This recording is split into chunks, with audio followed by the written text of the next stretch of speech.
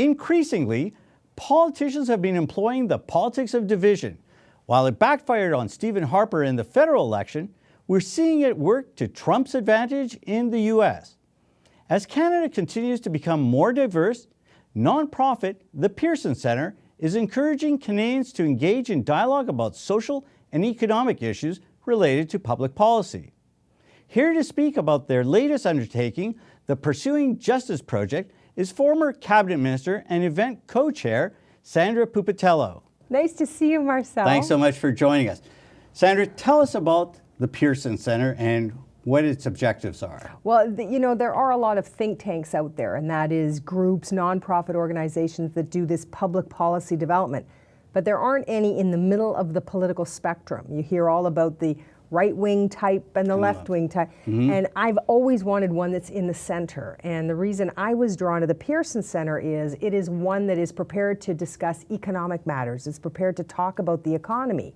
And that's really important for this current government, for sure, and any government that truly is centrist, which, in my view, most of the time they start a little extreme and they become centrist as they continue to govern. So a think tank really should be dedicating a thought process. How do you inform government from the center of the political spectrum on any number of issues, including the economy, which is always front and center these days, and in this instant, pursuing justice, which is very critical, very timely. And we thought that because we're all talking about it, the Commission on Aboriginal and Human Rights, that's been going on for some time, we've got to move to the next step now. So what better way to raise money for the Pearson Centre than by holding a fundraiser that fets and pays a tribute to Irwin Cotler, who is very well known in this space. So we raise money. Former Justice Minister, I should add. Former Justice Minister, that's right. Federally. Federal Minister. And so you know all about this, and we're delighted to have you participating in this event. It's going to be a great event on March 31st, right here in downtown Toronto. We're bringing all the bells and whistles. We like to think all the serious players from both federal and provincial environments, government, former ministers, provincial and federal.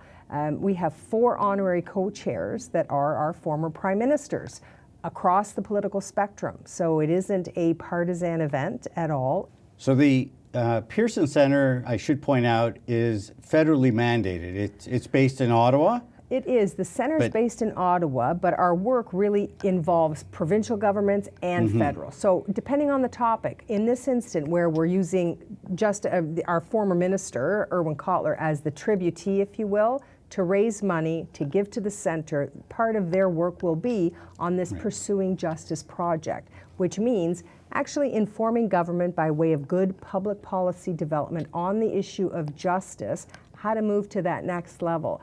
Usually governments, they sort of put out their policy pieces at 30,000 feet.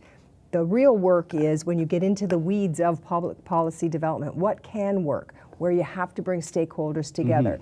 As a nonpartisan third party, it's a lot easier to speak quite openly and honestly in that kind of a forum, which is what this Pearson Centre will offer, and we'll be able to offer that to the government when it's done.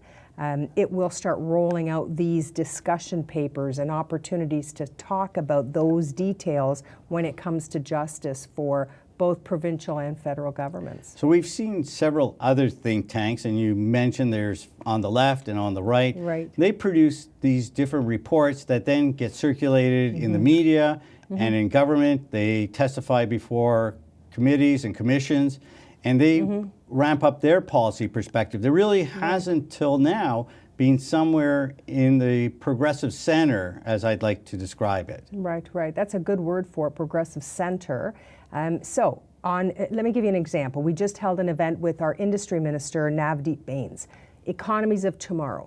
The whole point is everybody's talking about innovation, but how do you get to the detail? What does that mean from a government policy perspective? What regulation? What incentive? What kind of tax policy?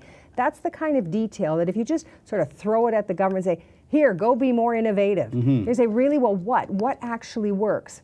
We're the ones that are now coming to the table with people who work in the industry to say to government, here's some good public policy development on very specific things that a government can do provincially and federally to move the needle on being an innovative economy. And that to me it's timely, it's exciting, is a good way to be involved in, frankly, the prosperity for the nation. So what type of people or organizations would participate in developing this policy process? Well, we, in our position as a centrist think tank, we would really reach out and make sure from the center of the political spectrum, we're not going to have sort of the extreme opinions. We really are going to focus the work and bring voices across the spectrum, but focus our efforts and our results and what we want to offer to government from a centrist perspective. So would you bring business and labor people together? Would you bring in people on the social policy side, advocates on environment? Being in the middle, when you're in the center, it means you really do listen to them all.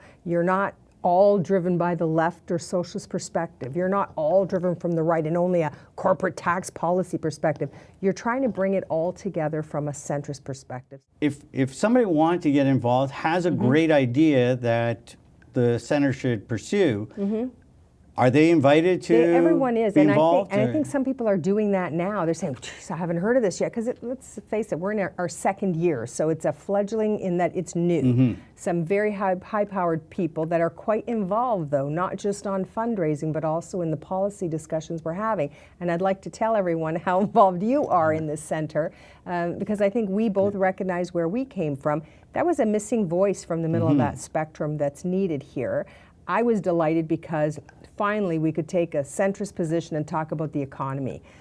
We all know that is the key right now on how we're going to, how do you mete out programs for no matter what the spectrum if you don't have any money, if your economy isn't flourishing. So I'm delighted. We've got some really good things on the go here. So let's focus in on the event that's coming up on March the 31st.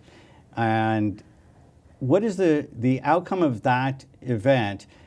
What is the money going to be used for? How is it going to develop, and how can people get, if they want to come to the event? I understand there's tickets available. So the easiest way is to go to thepearsoncentre.ca, and you'll see the link right on the front of the website to find a way to come to our function downtown Toronto on the 31st of March at the King Edward Hotel. And that networking portion begins right at 5:30. We go into the actual discussion with Irwin Cotler, and that's going to be hosted first by our Justice Minister for Ontario, Madeleine Mayer. We're delighted she's participating.